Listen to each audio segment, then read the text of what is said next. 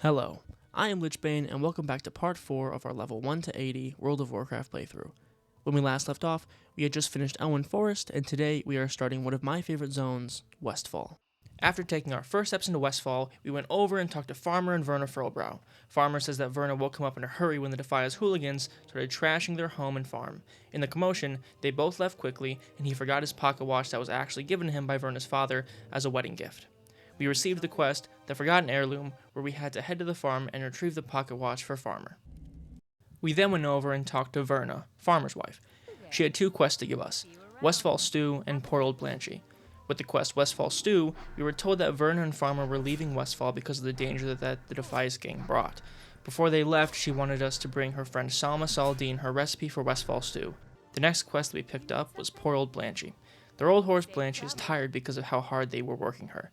Now that their wagon is broken, they wanted us to bring back 8 handfuls of oats for Blanchy before they depart.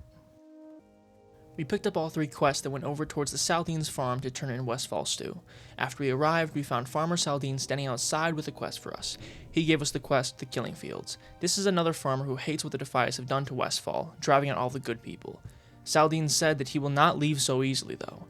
His only problem is that Harvest Watchers have taken over his fields as well as all the neighboring fields. We are tasked with killing 20 Watchers before returning to Saladin for our reward. After talking to Saladin, we headed inside of his home to talk to Salma and turn in Westfall Stew. Salma is sad to see Verna leave, but she says that Verna is a city girl, so she will be doing just fine during their move to Stormwind. When we turned in Westfall Stew, Salma gave us 2 new quests. The first one is Gore-Tusk Liver Pie, where we have to bring 8 Gore-Tusk livers to Salma so that she can finish her famous meat pies. The next quest is the continuation of Westfall Stew. Salma wanted us to help her make Westfall Stew, so we had to go out and get all the ingredients. We had to get 3 pieces of stringy vulture meat, Gore-Tusk snouts, Murloc eyes, and okra. This is the first of many farming quests in Westfall. One quick thing that I did want to mention about Westfall is that a lot of the quests are purely farming. There's a couple of quests that involve killing a certain amount of enemies or picking up oats, for example, but most quests have you farm enemies for drops. I know that most quests in World of Warcraft in general already have that, but it's very evident in Westfall, especially because it's usually the second zone that people will go to as human players, and it just seems like they're just thrust on you really quickly in that zone. Even with that being said, I would say that Westfall, story-wise and aesthetically, would have to be at least in my top 5 favorite zones. I think that it's a great start to the World of Warcraft Alliance human side in general, coming off of Elwynn Forest, and we got the Stonemasons, the Defias, a really intricate-seeming quest line from that, and then ending off the zone with its own dungeon, Deadmines, with eventually the killing of someone you keep hearing about through the quests. I think it's just a phenomenal zone, so we will now get back to all the fucking farming we have to do. After picking those up, we started going around and trying to get our laundry list of items for Salma's quests. Every once in a while we had to stop back at Saladin's farm to sell items and make more space in our bag for our farming. After some time, we got all 3 of the Gore-Tusk snouts, okra, and vulture meat that we needed. While gathering quest materials, we found Brack, one of the rare spawn Murlocs in Westfall. He was level 19 while we were only level 14, so it was a pretty rough fight, but we got through alive and picked up the Privateer's Cape, our first green cape which gave us an agility and stamina increase, as well as more armor. Brack also dropped the final Murloc eye we needed, and with that, we got all the ingredients we needed for Westfall Stew. After going back out to farm, we finally got all 8 handfuls of oats that we needed for poor old Blanchy. We got the last of the oats just in time, as Furlbrow tells us that old Blanchy's on her last legs. Furlbrow and old Blanchy are glad that we were able to get all the oats, and as a reward, we are given 2 items, old Blanchy's blanket and old Blanchy's feed pouch, the first being a new cape, while the second is a new bag. We equipped the feed pouch as a new 8-slot bag, as we're still pretty early and don't have any bags, but we didn't use his blanket as a cape, as we just got the new one when killing Brack. I also don't know if I've mentioned it or not, but I am going Affliction for this Warlock and are allocating my skill points accordingly. After that, we stopped by the Furlbrow's pumpkin patch to retrieve the pocket watch, and after arriving at the house, we got rid of a Defias Trapper as well as Benny Blanco. A human mage helped us with the fight, and we were able to take them out with relative ease. We got the pocket watch from the cabinet and went back towards the Furlbrows and old Blanchy. We are given some freshly baked bread and ice-cold milk as a reward for our hard work, retrieving the heirloom. And now the Furlbrows can finally make their way from Westfall to Stormwind, but as we will see when Cataclysm comes out, they never actually make it or even leave Westfall. Next, we went back over towards the Saldine's farm to turn in Westfall stew. Salma was grateful for our help, and as a reward, gave us her first batch of Westfall stew, the recipe, a sharp kitchen knife, and some oven-mitt gloves, which are greatly superior to the ones we currently have. We equipped the gloves, but sold everything else because I'm not cooking or using the rest of it. We had 2 goals going forward from this point. One was finish killing the rest of the 20 Harvest Watchers, and the next was to get the rest of the 8 Gore Tusk livers that we need. After almost an hour of work, we finally got our 8th Gore Tusk liver and finished off our 20th Harvest Watcher. Returning to Farmer Saldine, we turned in the Killing Fields. He is happy with our work, and he says that we have given him hope that Westfall can eventually get better. We got the Harvester's robe as a reward, equipped it, and then went to turn in Gore Tusk liver pie. Salma gave us some pies and the recipe as a reward. We threw away the recipe, of course, before heading to Sentinel Hill to start the next part of Westfall. We picked up the Sentinel Hill flight path, went up to Sentinel Tower, then turned in Report to Grind Stoutmantle. Grind welcomes our arrival since he says that Stormwind has abandoned Westfall. It is the People's Militia's job to save Westfall now, so we join their fight. And with that, we end Day 1 of Westfall. Starting Day 2 in Westfall, we picked up our next large batch of quests in Sentinel Hill. We picked up the People's Militia, the Defias Brotherhood, patrolling Westfall, and a swift message. Now a quick rundown of the quests we received. With the quest, the People's Militia, Grind Stoutmantle tells us that peace is often paid for in blood, and that in order to join the militia, we need to kill 15 Defias trappers and 15 Defias smugglers. It's kind of like hazing, except we aren't getting hurt. With the quest, the Defias Brotherhood, Grind tells us to infiltrate the Defias Brotherhood in order to figure out who leads their cartel, as well as where they're hiding out. He tells us to seek out Wiley and Redridge, and to get the information from him, as he owes Grind a favor. Next, the quest from Captain Donovan, patrolling Westfall, has us hunting down the local Knoll patrols who seem to be working with the Deadmines thugs. For proof of our kills, we have to bring Donovan 8 Knoll Pauls. In the Sentinel Tower itself, we talked to Quartermaster Lewis, who gave us the quest a swift message. He tells us that not everyone in Stormwind actually abandoned Westfall, and that there is an armor supplier named Osric Strang in Old Town who we can speak to get new armor for the troops here in Westfall. By taking the nearest Griffin Master, Lewis wants us to bring Osric a letter requesting additional supplies. Thor, the Westfall Griffin Master, said that he can help us get our message to Stormwind as soon as possible.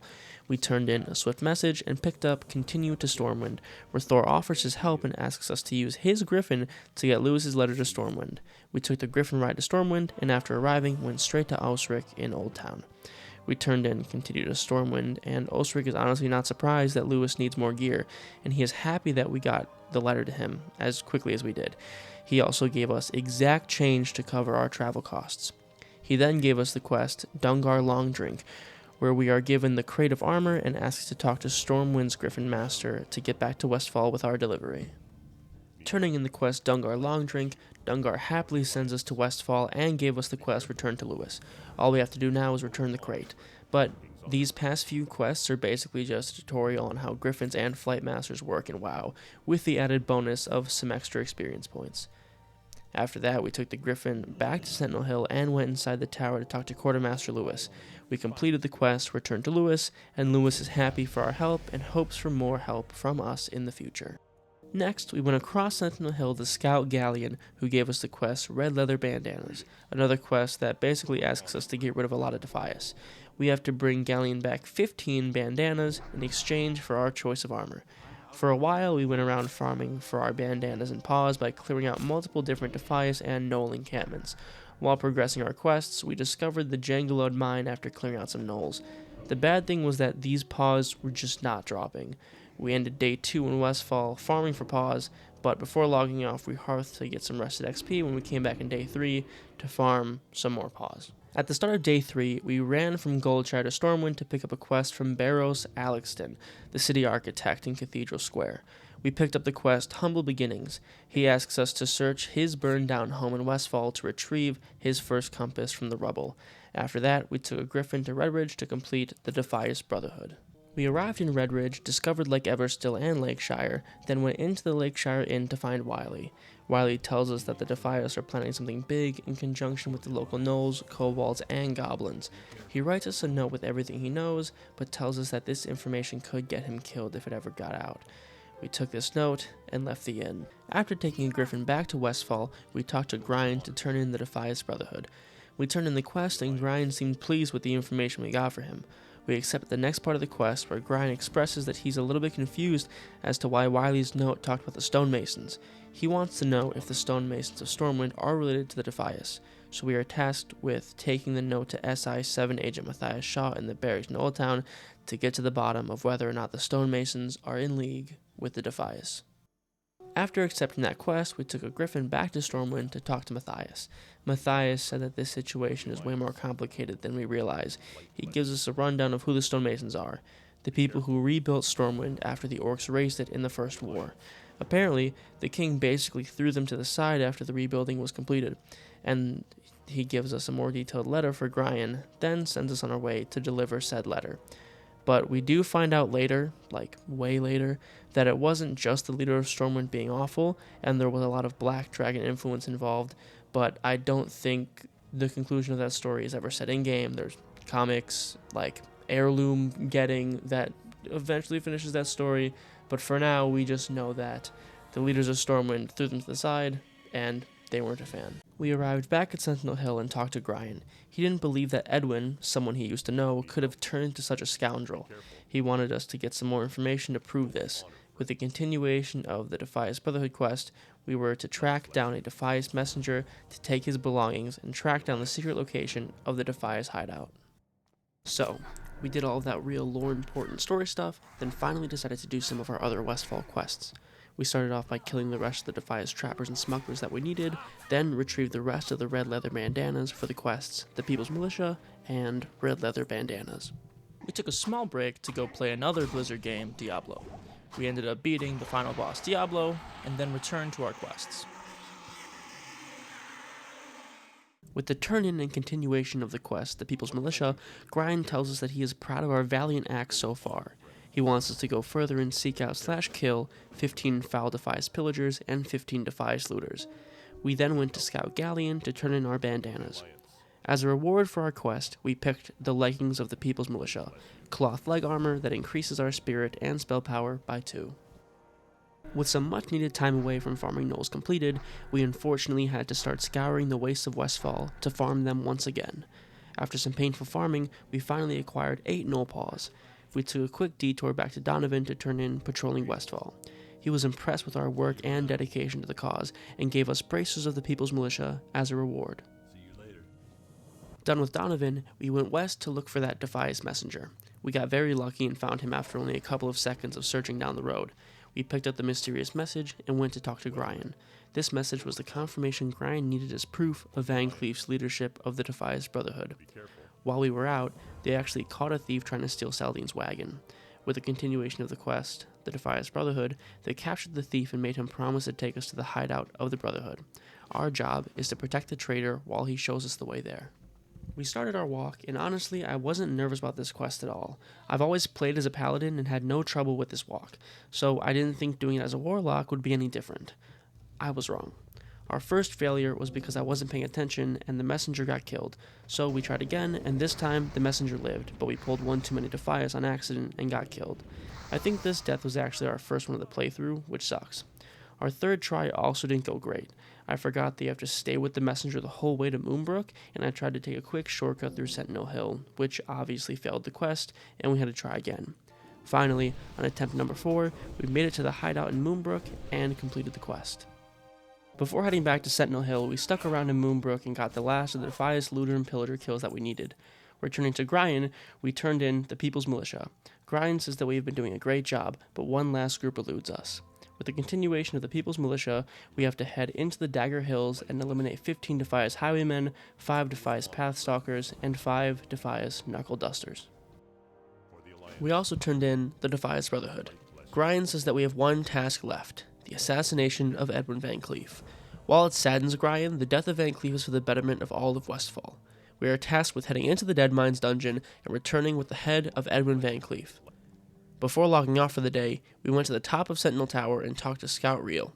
She says that scouts report that a member of the Defias Brotherhood's rank can be ascertained by the cloth their bandana is made out of. Elite Brotherhood members wear silk bandanas. Reel says that the Deadmines, where Van Cleef hides, should be filled with elite members. We accept the quest Red Silk Bandanas and are tasked with bringing back 10 silk bandanas from the dungeon. At the start of day 4, we went south from Sentinel Hill across the Dust Plains and into the Dagger Hills.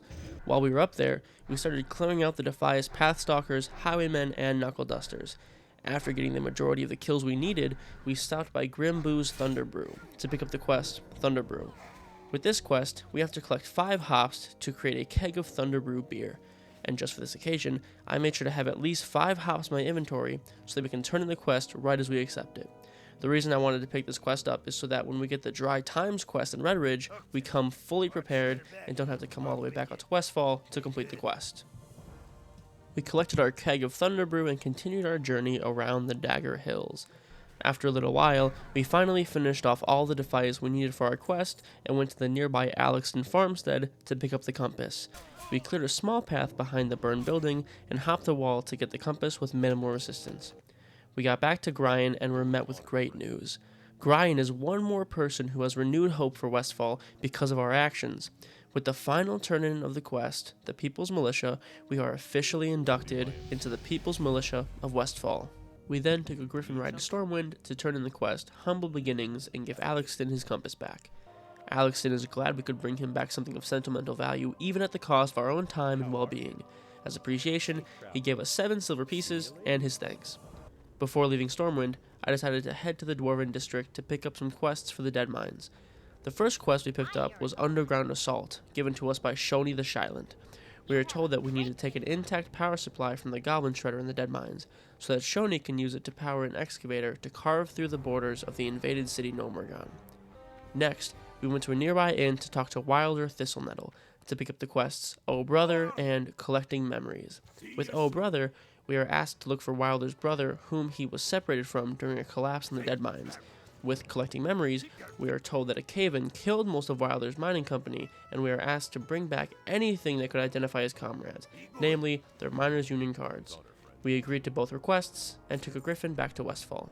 Finally, the last quests we have to do in the open zone of Westfall are with Captain Grayson, the ghost of a pirate that we must put to rest at the Westfall Lighthouse. We picked up 3 quests: Keeper of the Flame, The Coast Isn't Clear, and The Coastal Menace. The first quest, Keeper of the Flame, tells us that old Merc Eye, a local Murloc, killed the original lighthouse keeper's family, so Grayson stays here to try and keep sailors from running ashore by keeping the lantern at the top of the lighthouse lit. To help him keep the light lit, we have to bring him back 5 flasks of oil.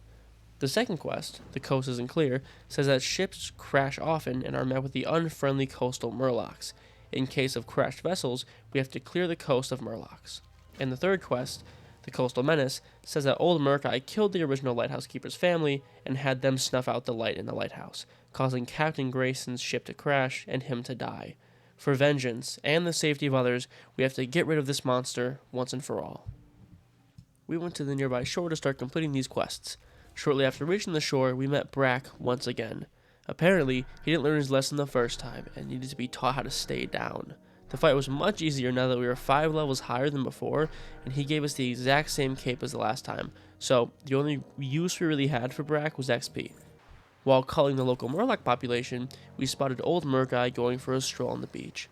I sent in Crackcast and started plaguing him with my spells. He went down without much of an issue, and we were able to retrieve his scale to continue on our Murloc culling spree.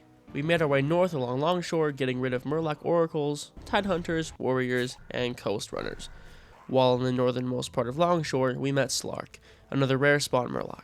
This one was only level 15, so we mopped the floor pretty easily, and shortly after, finished all of the Murloc hunting we needed, and ended up back at the start of Westfall. Since we needed oil for the lighthouse, it worked out pretty nicely being at the start of the zone. One of the first areas is the Jansen Stead, full of low-level, rusty harvest golems for us to kill and get oil from. We quickly got our 5 flasks of oil and went to the lighthouse at the other end of the zone, and after returning to Captain Grayson, turned in our 3 quests. With turning in the quest, Keeper of the Flame, we were told that our efforts lighting the beacon will save many lives on the very shores in which Grayson died. Our hard work was thanked, and we received 3 minor mana potions, a scroll of intellect, a scroll of stamina, and 6 silver pieces. With a turn-in of The Coast Isn't Clear, we got a simple thank you for our Murloc killing, as well as 11 silver pieces. And finally, with the turn-in of the Coastal Menace, we are thanked again for our killing of Old Murk-Eye, and told that we made the coasts of Westfall safe once again. As a reward, we got Grayson's Torch, an offhand torch which gives us a small amount of armor as well as 4 spirit.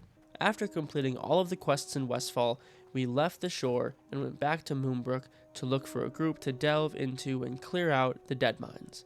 And with that, we end almost all of Westfall and the video. I hope you enjoyed part 4 of our Journey to Northrend Warcraft playthrough. If you feel like it, check out the channel for the continued adventure, and I will see you next time with a slightly shorter video where we enter the Deadmines and find out just what's going on in its dark depths. Have a good one.